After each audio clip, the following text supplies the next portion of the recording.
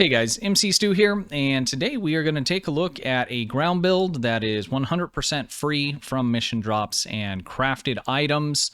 I'll give a couple alternatives to rep gear that you could use, and a couple other suggestions depending on where you're at in the game and resources.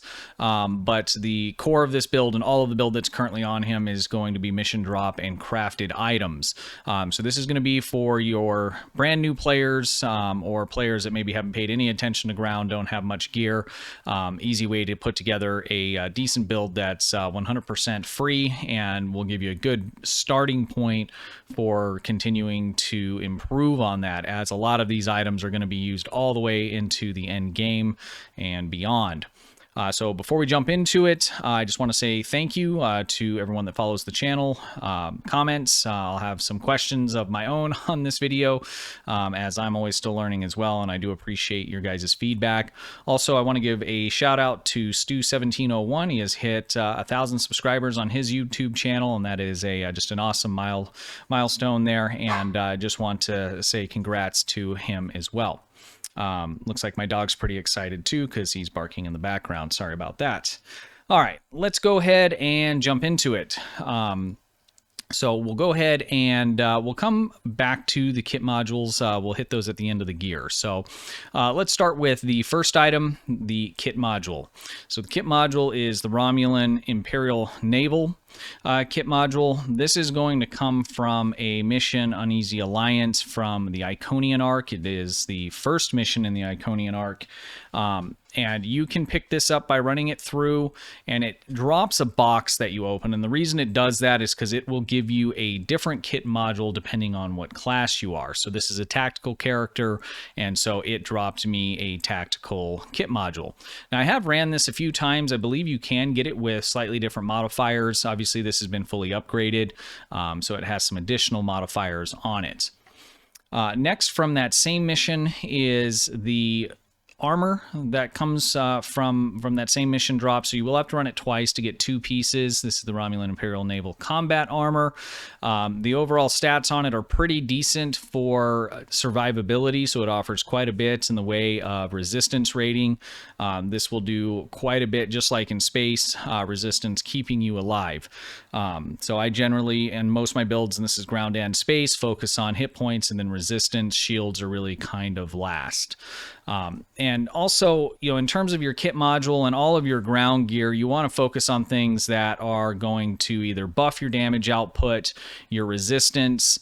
You could go with regen for health, but the regen for health and for shields especially while in combat is so slow it's almost useless, unless you have other things that are buffing or proccing that ability. Then that would play into it, but most of the time that's not the case. So I would focus on offensive things, resistance, hit points. And I think that's also listed as stamina when you're looking at the stats on these. So the reason we're using both of these by itself, this kit module is very good. It offers plasma damage boost if you're using a plasma damage weapon, which I am not in this particular instance. It also gives us a nice little boost to critical chance and critical severity. Weapons proficiency, which is also going to boost the overall critical chance and severity as well. Armor expertise, and it's also giving us some kit performance. So all of our kit modules are going to perform better with this stat. For the armor, again, the overall survivability on this, health regen, again, you're not getting a ton from that. Knockback resistance is nice, root resistance is nice, and then all the other standardized resistances are very nice and rated very high, and this isn't even fully upgraded. So the reason we're using the two-piece on this is for the two-piece set for kneeling. So while you're aiming, you are going to get plus 10 energy damage resistance rating. That's nice. Any little bit extra. I think with the current stats that we have, you start getting in that diminishing return when you're adding to the skill point side of this. The main reason is while you're crouching, you're going to get a plus 30% critical severity, which is very nice. So you just need to remember, you get into position, you crouch, you fire. As soon as you move, you crouch again, you fire, and you're going to get this buff. So it's a nice way and a fairly easy way to get that additional, and you're going to get some additional survivability while you're in this position as well. Now, some alternatives here. There's not a lot that outclasses, I think, the kit when you're looking at just kind of straight stats. Now, if you're doing a build that is more pet related, or you're wanting to spawn, pets, things like that, you could use, like one of the Borg kit modules. The other one that I would suggest would be Gamma kit modules.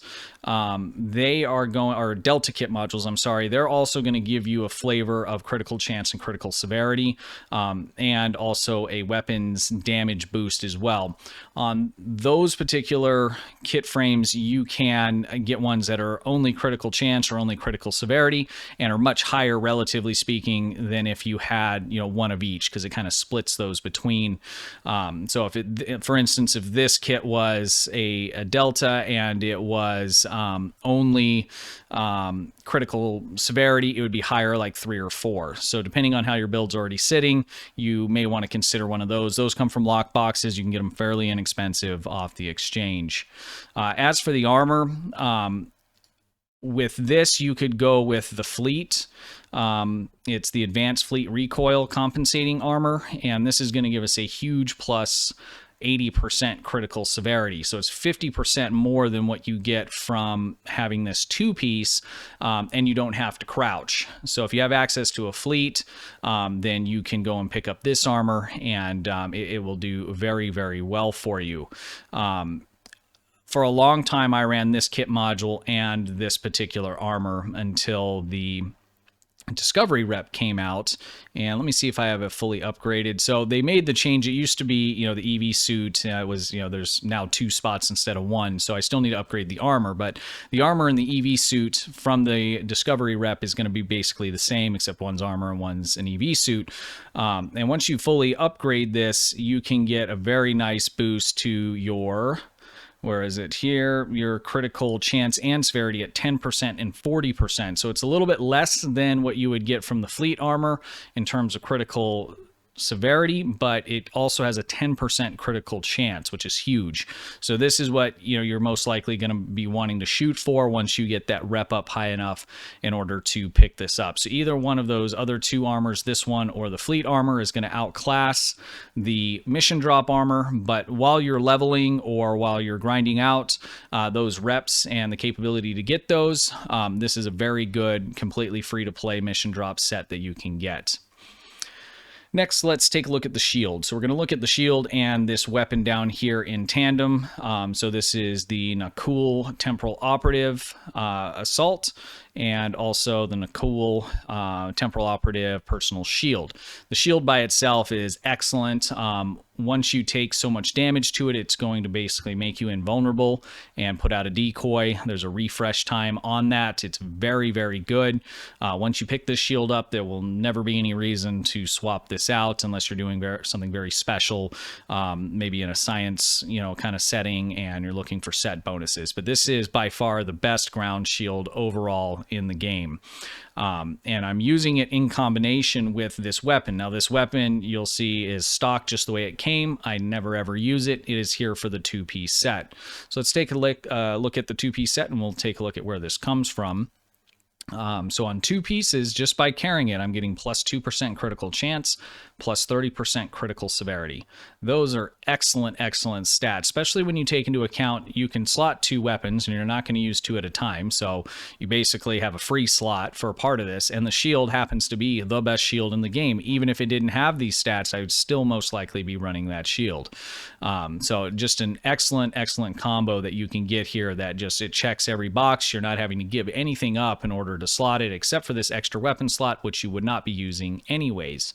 That is going to come from the mission arc Future Proof, and it's going to come from the Temporal Front. So you'll just need to run through that twice. I know a lot of people, they'll run through it multiple times and put it on their bridge officers as well, which isn't a bad idea.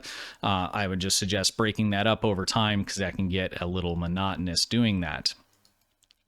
All right, next let's take a look at the weapon here. So here we have the Phaser Full Auto Rifle.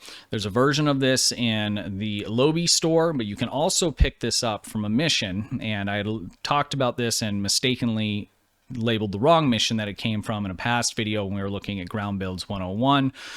So let's go ahead and correct that here. So that's going to come from the Age of Discovery and the first mission here, which is the, what is this? This is the Plausibility of Possibilities. And you'll see when you click on this, it is not listed here. So the reward is a pulse phaser rifle. So what happens is when you go on board the ship, the mirror ship, I don't remember if it's the Discovery or if it's a Walker class, but it's one that Tilly's commanding. You beam on board of that and you're fighting off, I believe it's insurrectionists. It might be Klingons. I can't remember. It's been a while since I ran it. But about halfway through the time that you're on that ship, you're going to end up in the armory and it tells you to go ahead and pick up a weapon. The weapon that you pick up is going to be that full auto rifle. I believe it comes the first time you pick it up, it comes in very rare, and then if you rerun it, it is going to just come in the rare form. But that's where you can pick that up from this mission. Again, it is not the weapon from the actual mission reward. It is something that you pick up during the mission, and it's basically the same as the Lobby store version of it. So that rounds out our weapons. Let's go ahead and take a look at our kit modules. Now, you'll find if you start looking, say, on the exchange for a Delta kit module, the most expensive kit modules you're going to find are the ones that have KP and kit performance and kit readiness, the most modifiers of that. And the reason for it is those two things. One is going to make the refresh your kit modules faster. The other is going to make the overall performance or damage or whatever the effect is greater. And so once you get up to the high end, a lot of your build is going to be based around getting crit chance, crit severity, making sure you have enough survivability, and then just boosting the crap out of your kit modules. They're going to do the most damage for you. On the lower end here, in the beginning levels, these kit modules are really going to be boosting our primary weapon, basically. So none of these that I have slotted here are offensive. Now you could use the ambush phaser turrets if you want to buy some of those off the exchange. If you have access to like the Bobble Obelisk, those are definitely great to get if you ran that event and picked those up. I think they're available in the Mud store, and they're obviously outrageously overpriced, so I would not purchase them from there. But if you have any of those available to you, you can use that. Or the Pavo crystals is another good one, where you could then use some of the buffs from these kit modules and then use a kit module that's more offensive. So let's take a look. These are all going to just be straight crafted ones that you can get from the exchange. You can craft them at very low levels.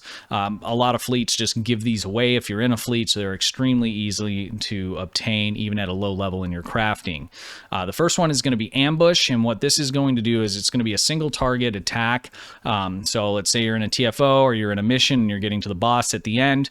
You're going to want to use this to finish them off or on an enemy that's going to last. So what it's going to do is it fully upgraded is going to give you 314.9% bonus all damage, which is outrageous. That's huge. And that's going to last for 15 seconds. So you could use this on other targets. The recharge is fairly quick at 40 seconds, and then depending on what your kit performance and those kinds of things are, kit readiness, this could potentially be a lot faster. You just want to make sure you're timing it out so that when you are facing either the end boss or a larger target, this is available to you. If you use this on a smaller hit point target, it may not last anywhere near the 15 seconds and you not get enough time, and then you need to use it right after and it won't be available. So just time it out. The recharge isn't super long, but this is intended to be used on a large target. Next, we're going to have Battle Strategist. This is going to do something similar, except for the boost is not as big. It's 51.8%, which is a huge boost. The boost that you get from Ambush is outrageous, but this one is going to give you a bonus to all your attacks, basically. So it's going to give you bonus attack, debuff removal, and a chance to exploit.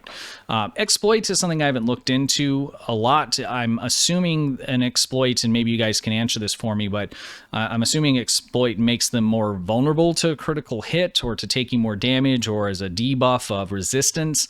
I'm not real clear what exactly that means. I know it's good if we get that to proc on an enemy, but if anybody has a good explanation of exactly what that is, I'd appreciate if you let me know down in the comments there. But this is going to give us for 18 seconds 51.8% all damage, bonus damage. So it's Cat 2. So this is something you're going to want to continue continually run as much as possible. It has a stock 40-second cooldown time, and again, you can improve on this if you are upping your kit readiness. There's also other ways by using like motivation along with the Mud's time device from the Disco rep. You can refresh these things almost instantly. It's a lot more advanced build that takes some of the higher level rep gear. I believe Augie has a few builds that demonstrates some of those combinations. There are ways to cool down all of this stuff very, very quickly. You just have to be a little bit higher up in the rep. All right, next rally cry we have for 20% chance to exploit enemies within a 25 kilometer or meter, not kilometer, meter radius. Again, exploit, we need to know what that is. And this is going to give a nice team and self heal, damage resistance, critical chance, and critical severity boost. So this is a nice clicky that you're going to want to keep up as long as possible, or as much as possible. It improves you and your team's survivability. There's the chance for exploit, and there's a huge increase to your damage output with the critical chance and critical severity. Next, we are using accelerator, motion accelerator, and what this is going to do is give us bonus melee damage. So it's physical damage from melee. So if you run up and punch somebody, or if you have a weapon that does melee damage, this is going to give you a pretty nice boost to that. Not super useful to me. I don't use any kind of melee very often. I mean, if I'm close enough to hit them, I'm still close enough to keep shooting them, so I generally go that route. It is nice for the run speed, so you get a nice, run boost of 34%. So if it's a larger map and you're transiting, you can move around, or if you need to get into a better position of flanking or something like that, this is going to help quite a bit. This also gives us immune to run speed debuff, rooting, and held. Especially early on in the game, you're fighting particular enemies and you're frozen there, and it's really annoying. You can't do anything. This is going to basically interrupt that or make it so it's not possible that can be casted on you for that 17 seconds. So those are the starting ones. We do have one extra space you could fill in. I would play with some things. I mean, you can go with some of the grenades, smoke grenades. There's different items that you could put in that place. Or again, if you have access to the bobble obelisks, or if you want to pick up ambush turrets, sometimes those can be given away through your fleet. They've gotten a little bit more pricey on the exchange. I think last time I checked they're around 2 mil, but sometimes you can find them really cheap, and they're nice. They're basically a set of turrets that go down. I believe they do phaser damage. They don't last real long, but the refresh is very quick, so you can just keep dropping them down and putting them down constantly. So those would be my other suggestions for that. Let's look at devices. So in the beginning, the devices I like to use are going to be the power cell, large or small, whatever you have available to you. All of these are craftable. You'll also get these dropped quite a bit, especially early on, and I would suggest using them. So a large power cell is going to give us plus 25% all energy damage for 15 seconds. It also will remove any weapons malfunctions for 3 seconds. I can't ever remember having a weapons malfunction, so I'm not sure if that's still a thing and just left over, or if that actually happens still. But it's a nice little boost. It's not bonus damage, but it still makes a difference on that base damage, and it's nice to have. You can craft them. They're free. You just click them and use them. Now, next, these are going to have a shared cooldown. In fact, I think all of them are going to have a shared cooldown. They are. So if you're getting close to death and, the enemy's almost dead, you may not want to click the large power cell. You may want to heal yourself or fix your shields. They all share a cooldown. So if you use one, the other ones are going to be on cooldown for that 15 seconds. So we have another one here is the large shield charge. This is going to increase your shield regen, and this will happen fairly rapidly when you're in battle. And then we have the hypo, large hypo, and that is going to give you additional hit points. So if you're getting near death, and generally your shield is already down. If your shield's already down and you're getting near death, you're going to want to use your hypo spray. So in terms of, if you're dying, you need to look at, okay, am I dying? If I'm dying, I need a hypo. If I'm just taking some damage to the shields and I don't want to even start losing hit points, go ahead and hit your shield regen. If everything's good and you've been weathering all the fire pretty good, then you can start spamming the large power cell for the extra damage output. Let's take a look at the skills. So like the last video I did, I put everything into weapon proficiency, or weapons in general, which is what all of this is here, and kit performance. when you're first starting, you may want to maybe go a little bit less in your kit and go more into your endurance, which is essentially your hit points and your passive regens and hit points. As you get farther in the game or farther in your build, you're going to want to definitely transition these back, because your kits, once you get to the end of the game, and your kit modules, they are going to keep you alive. They are going to do the majority by far of your damage. This is huge. Your weapon's going to end up being secondary. I've even looked at maybe going, mostly endurance and kit and seeing how something like that does. I think unless you're building around shields and that's your thing and just what you want to do, and that's what you want to try, go for it. Otherwise, if you're newer and you're just trying to survive and get through the missions and those kinds of things, I wouldn't waste any points in the shields. All right, let's take a look at traits. So I used all stock traits here. And so the first one we have, you can read through these in a little more detail, but we have aggressive. This is giving us bonus damage and bonus threat. The bonus damage 5% is nice. If you're finding, I'm just dying a lot, you may want to swap that out for one of the resistance ones. This is increasing your threat generation. So if you're playing in a TFO or you have other bridge officers or characters with you, enemies are going to be a little more likely to focus you, even though you can do more damage. So that's kind of the trade-off here when you're looking at that. If you're managing your health and you're positioning properly, this shouldn't be a big deal. But if you are finding, man, I'm just getting focused and killed, swap that out for one of the resistance ones or something else. All right, next we have creative, and this is giving us plus 30 to our kit performance. So again, we're just boosting the stats of the effectiveness of our kits. Next, we are going to have rifle training. Since we're using a full auto rifle, this is giving us 5% bonus damage. Next, we have lucky, and this is giving us critical chance and 10% increased chance of exploit. Again, you see exploit a lot on ground, and I'm looking forward to figuring out exactly what that is. I believe it's, like I said before, it's something that's going to basically be some sort of a passive debuff that goes on the enemy. All right, next we have Field Technician, and this is increasing by plus 50 kit readiness. So this is increasing the cooldown time of our kit modules.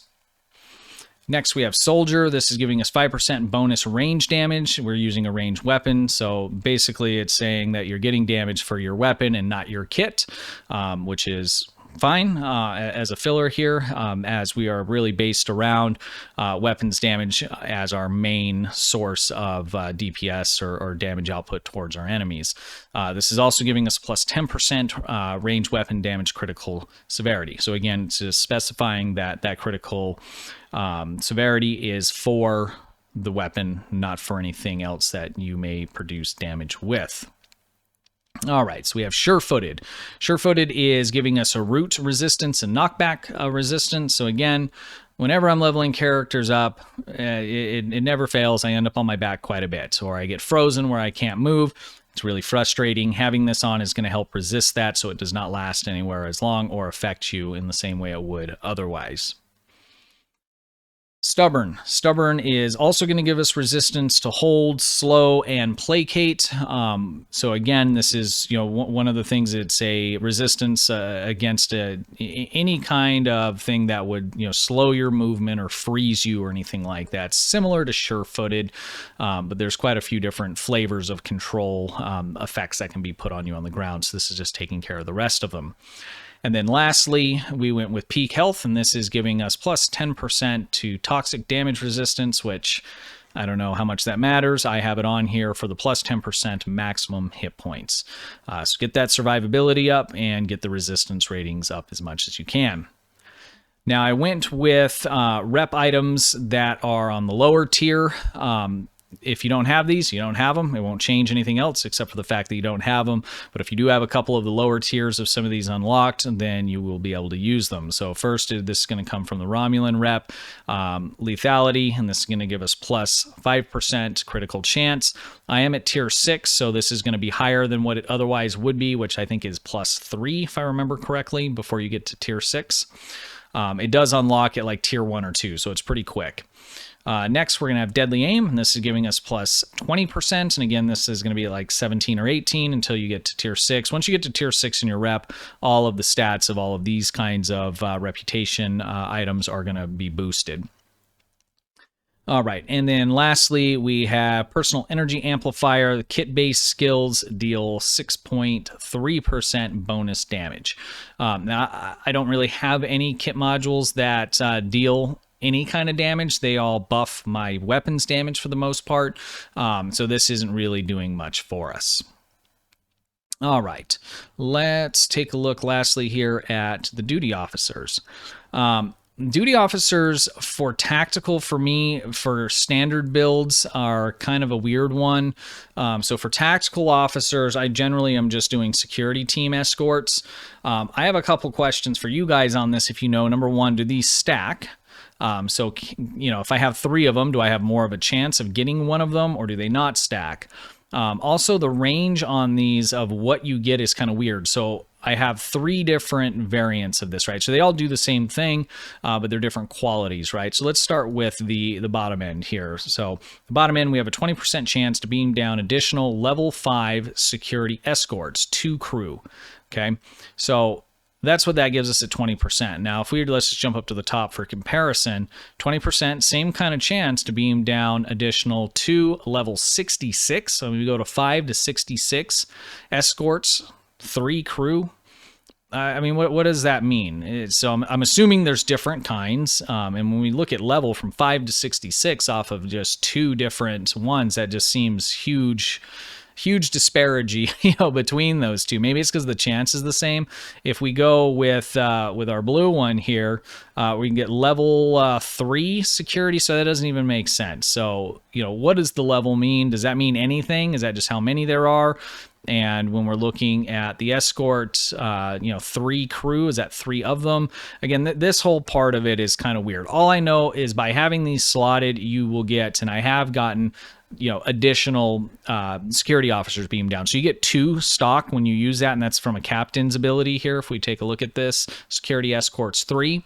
So when you click that, it'll beam in some security officers, and had one of those procced, I'd have 2 or 3 more of them. So I'd have 4 or 5 security officers with me that would hang out, fight alongside me there for a little while until they disappear. So I'm really kind of unclear on that. When you get into like SAB builds, engineering builds, I feel like the duty officers for ground become a lot more worthwhile, unless you're running kind of specialty builds on the really high end on tactical. I just don't know what else I would really slot in here. I mean, this last one I have, it doesn't have anything to do with the build. It just gains me gold press latinum anytime a nearby enemy is killed, is what it ends up doing, defeating nearby enemies on ground missions. So I have that in there, just why not? But it doesn't really do anything for the build itself. So if you guys have some suggestions for me for duty officers on ground in general, because I didn't change any of these except for my main build. I have a duty officer that gives me health, or a chance of giving me health based on the amount of damage I put out, but that's really the only other thing that I had in here. In fact, I had him, this guy here that I'm currently hovering over, and my Ferengi. So I only had 3 duty officers. I did have 2 other ones, but they actually affect space combat. So I also, just something that I just learned the other day, you'll notice on my space, I'm missing 2. So I had 2 security officers in my space section here. I had to remove them because you can only have 3 at a time, and that's global. So it's not 3 for space and 3 for ground, it's 3 in total. And I wanted to total up, 3 security officers here. So I had to remove the security officers from space roster. So just bear that in mind. If you have 1 here and you're wanting to put a second one, if they do in fact stack, and it's saying, well, you have too many, you can only do 3, and you're looking and you're saying, well, I only have 1 here, what's the deal? Check your space roster. And that works vice versa. I ran into that same issue the other way and was just made aware of that. So all right, let's take a look at the endeavors so we can kind of see where we're at here. I focus mainly on space stuff whenever I can, so I'll scroll down here a little bit, but we have kit performances up pretty high. I do have a side character that I run. What else do we have ground here wise? So ground tends to be lower on the totem pole. So kit performance, crit chance, got a little bit into that, crit severity, and then it just starts to drop. But just so you can see kind of what I'm running with here. All right. Well, that rounds out the basic free-to-play, free-to-get mission drop crafted build. there are some, obviously sky's the limit. This is just really a starting place where as you're playing through the game, you can just pick this stuff up, have it, use it, and be good to go, move through the game without any kind of issues. So I hope that was helpful to you guys. Definitely let me know what you think. Let me know what you were running, when you first started and building stuff up and getting a good understanding of this. If you have suggestions for me or answers to any of my questions that I had during the video, please let me know on that. I always enjoy hearing back from you guys. I learn probably more than you guys do, from making these videos and the comments and the interaction in Discord. So speaking of Discord, if you're not involved in the Discord, definitely check it out. You don't have to do anything. You don't even have to talk if you don't want to. There's a ton of resources in there, and you're more than welcome. Just lurk and see what's going on. If you do have a question, post it in there, and we're more than happy to help you out. The link's down in the description. Definitely check it out. If the video was helpful, please consider hitting the sub button, ringing the bell if you want notifications, giving it a thumbs up, and again, let me know what you think down in the comments. All right, guys, until next time, thank you very much for watching. I appreciate it, and have a good one.